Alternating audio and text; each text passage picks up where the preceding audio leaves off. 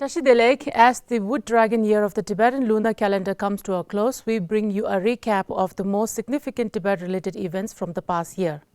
Covering the programs of His Holiness the Dalai Lama, the worsening human rights situation in Tibet, the Central Tibetan Administration's policies and programs to restore freedom for Tibetans and look after the welfare of Tibetans in exile.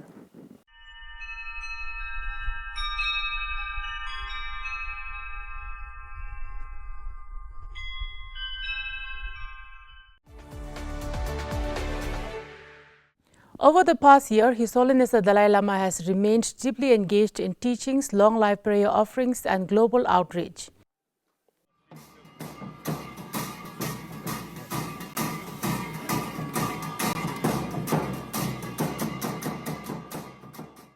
A total of over 12 Tenshuk long life prayer ceremonies were held in his honor, with offerings from monastic institutions and various Tibetan communities. International devotees, particularly from Taiwan, sought teachings from His Holiness the Dalai Lama, reflecting the deep reverence of the Buddhist community worldwide. In addition to these prayer offerings, His Holiness conducted significant teachings, including his customary Tibetan New Year discourse at Tuglakhang and a 2-day session on the 100 deities of Tushida heaven for Mongolian group. He also delivered teachings on the Tsongkhapa's 3 principal aspects of the path and provided spiritual guidance to over 7,000 attendees, including Taiwanese devotees. His Holiness also attended the winter debate session at Tashilimbu Monastery. In June 2024, His Holiness the Dalai Lama left for the United States to receive a knee treatment. The stay largely focused on his recovery. During the time, His Holiness had engagements with personalities, and long life prayer was offered by about 17,000 strong audience at UBS Arena in New York. His stay in the US was marked by deep spiritual reflection and connection with his international community of supporters and Tibetan diaspora in North America. After his return to India in late August, His Holiness continued his travel within India, including a visit to Bailukupi Tibetan settlement. The settlement, located in Karnataka, is home to a significant Tibetan population, and His Holiness's visit brought immense joy and spiritual enrichment to the community there. His travels in US, Switzerland, and India throughout the year underscored his commitment to connecting with Tibetans and non-Tibetans alike, while promoting his message of peace, compassion, and unity. Additionally, he extended warm congratulations to global leaders such as Indian Prime Minister Narendra Modi, Taiwan's President Lai Ching-te, UK Prime Minister Sir Keir Starmer, and US President Donald Trump on the election victories and assumption of offices. His humanitarian efforts included leading prayers for Tibet earthquake victims and offering condolences for natural disasters in Taiwan and Kerala. His Holiness also took part in launch of the Greatness of Spirit book series celebrating the legacy of the Ramon Magsaysay Award, reaffirming his commitment to compassion, wisdom, and global harmony. Freedom House 2024 report highlighted Tibet's alarming decline in freedom, with the region's global freedom score dropping to 0, its worst rating in at least 8 years. Tibet now ranks as one of the least free areas globally, with a political rights score of -2 and a civil liberties score of 2. In a continued crackdown on Tibetan identity, Chinese authorities forcibly evicted hundreds of young monks from Kirti Monastery in Ngapa in June, forcing them into colonial-style boarding schools.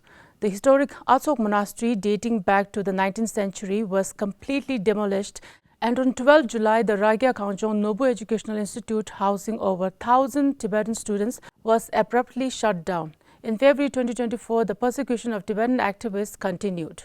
Tibetan singer Gejom was arrested in Ngapa for performing a song critical of Chinese policies. His arrest followed a common pattern where Tibetan artists were detained for expressing dissent.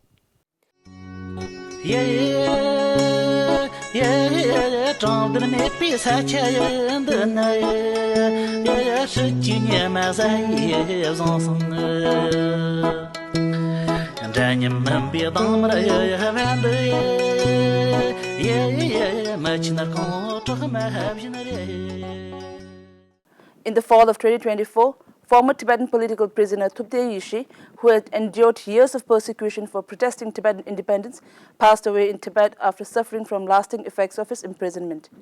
Yishi had been arrested in 1992 for raising the Tibetan flag and was sentenced to 15 years in prison. He was released in 2007, but his health deteriorated significantly, leading to his death on September 28, 2024. His passing underscores the long-lasting impact of China's repression on Tibetan political prisoners. The year ended with the tragic death of Gompo Namge, a Tibetan village head who was tortured to death after being detained for 7 months in Kolo. His death is a stark reminder of the extreme measures taken by Chinese authorities to suppress Tibetan resistance and cultural identity. As of January 2025, the systematic erasure of the Tibetan language has escalated, with Tibetan children being forced into Chinese medium schools, further threatening Tibetan cultural preservation. The military presence at Larungar Buddhist Academy and the increasing exclusion of Tibetan language from key exams signal China's ongoing crackdown on Tibetan culture and religion, exacerbating concerns for Tibetans' future under Chinese rule. Namki, a young Tibetan girl who has suffered in the Chinese prison, testified before the world this year. At Geneva Summit, Namki shared her painful experience of arrest, torture and imprisonment after peacefully holding a portrait of His Holiness the Dalai Lama with a sentence of 3 years imposed without due process. At the 55th United Nations Human Rights Council session in March 2024, the European Union expressed deep concern over human rights violations in Tibet, particularly the forced assimilation of Tibetan children and the mass collection of DNA.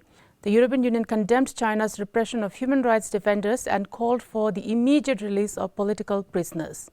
In a notable development, the Congressional Executive Commission on China's annual report in May 2024 highlighted continued severe human rights violations in Tibet, criticizing China's lack of negotiation with His Holiness the Dalai Lama's representative since 2010. The report also pointed out China's growing use of technology to enhance its authoritarian control, including surveillance and censorship that have further restricted Tibetan freedoms. In July 2024, 13 UN Special Procedure Mandate holders issued a communication to the Chinese government expressing grave concerns over widespread human rights violation against Tibetans opposing the Kamtok hydroelectric power plant in Dingri County, Tibet.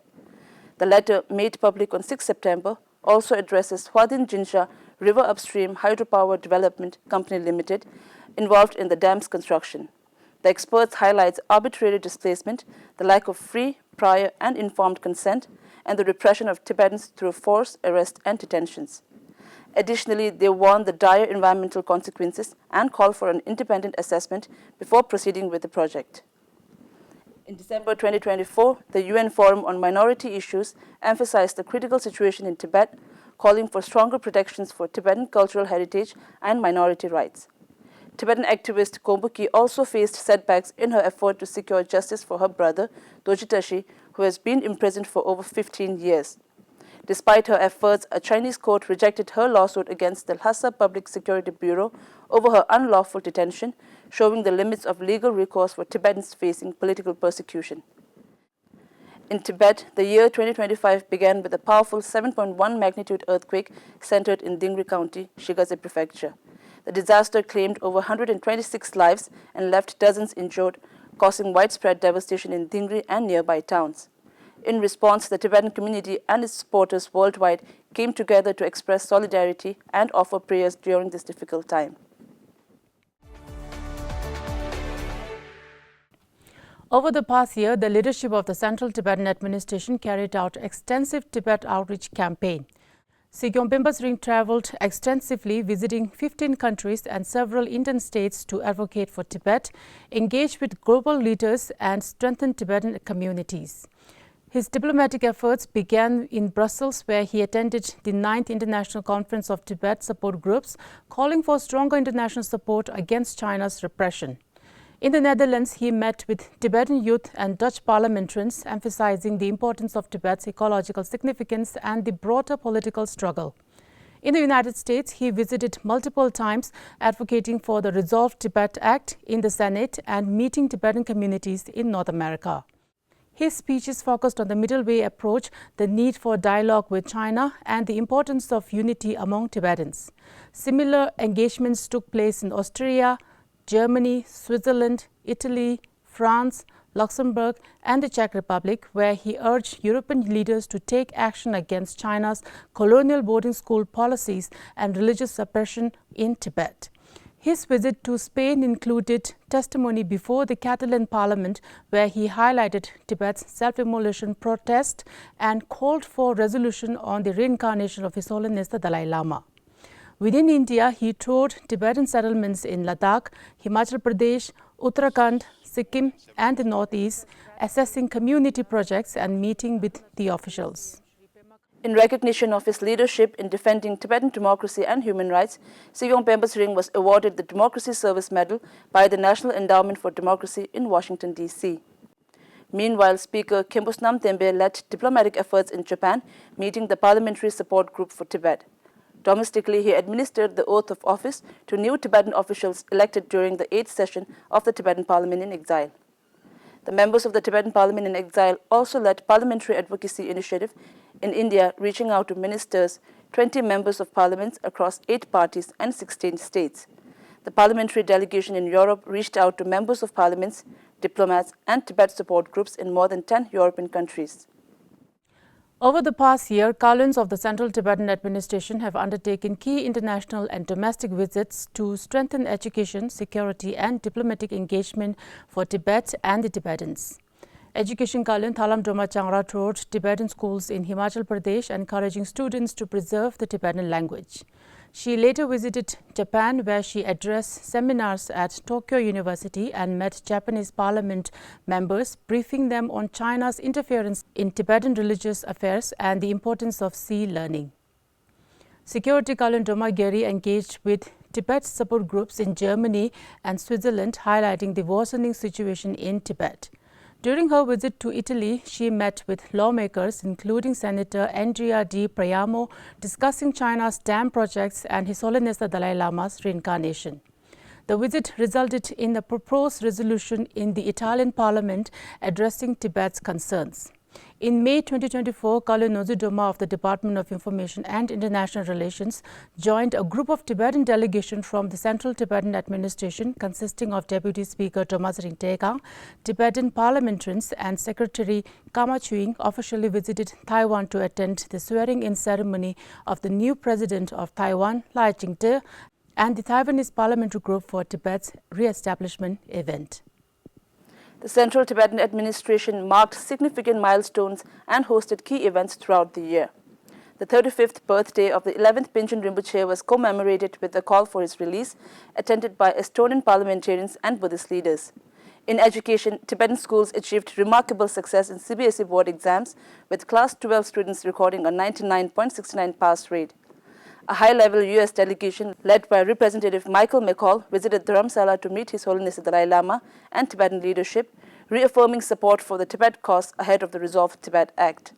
CTA also observed the 64th Tibetan Democracy Day in Dharamshala, attended by an Estonian parliamentary delegation, and celebrated the 35th anniversary of His Holiness the Dalai Lama's Nobel Peace Prize with New Zealand and Fijian MPs. The Central Tibetan Administration hosted several major conferences over the year, focusing on governance, education and cultural preservation. The 17th Tibetan Parliament in Exile held its budget session for fiscal year 2024 to 2025. The speaker urged Tibetans to leverage global attention on Tibet amid China's political and economic shifts.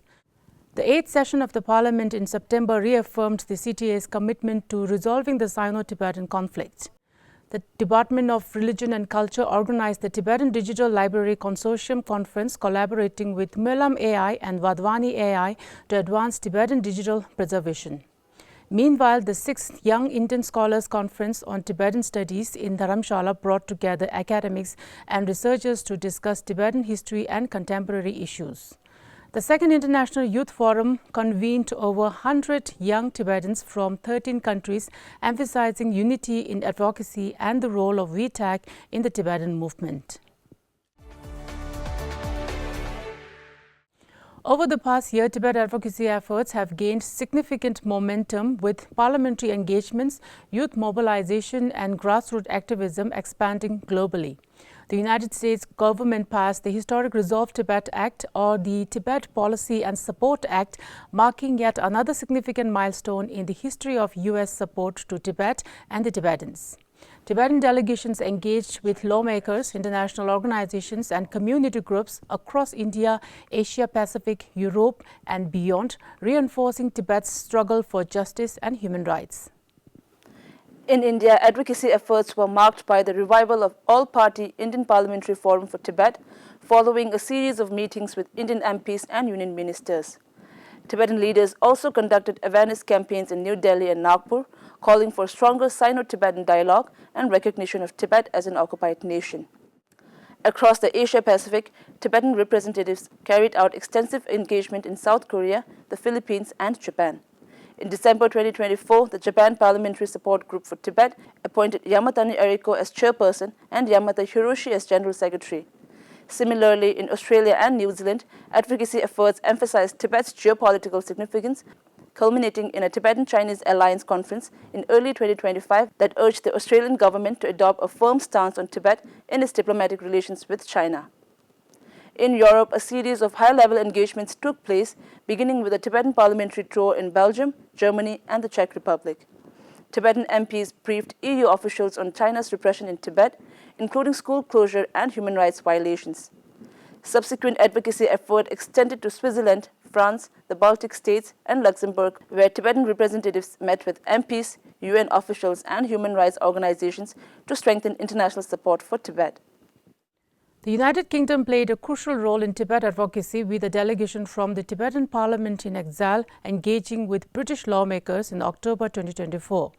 By early 2025, the United Kingdom Parliament launched the All-Party Parliamentary Group on Tibet to further advocacy efforts. Tibetan MPs also engaged with Tibetan communities in Nepal, fostering unity and awareness among exiled Tibetans in Kathmandu, Bauda, and Jorpati. Tibetan advocacy efforts saw a notable increase in engagement with international lawmakers, strengthening Tibet's presence on the global stage. The European Parliament took a significant step by launching the European Parliamentary Friends of Tibet, led by members of the European Parliament, Professor Danius Zalimas, and supported by over 20 MEPs. Meanwhile, in India, the revival of the All-Party Indian Parliamentary Forum for Tibet signified renewed focus on the Tibetan cause, while the UK Parliament launched the All-Party Parliamentary Group on Tibet to enhance diplomatic support. Awareness campaigns expanded across India, Europe, Australia, and the Philippines, reinforcing Tibet's geopolitical importance and ensuring that Tibet remains a crucial issue in global discussions. Tibetan youth participation also surged through leadership workshops and advocacy initiatives, fostering new generation of activists committed to the movement. The past year has laid a strong foundation for continued efforts in ensuring global awareness and diplomatic support for Tibet's cause. That wraps up the top news from the Tibetan Year of the Wood Dragon. Tibettv extends warm wishes to all its viewers a joyful and prosperous new year ahead.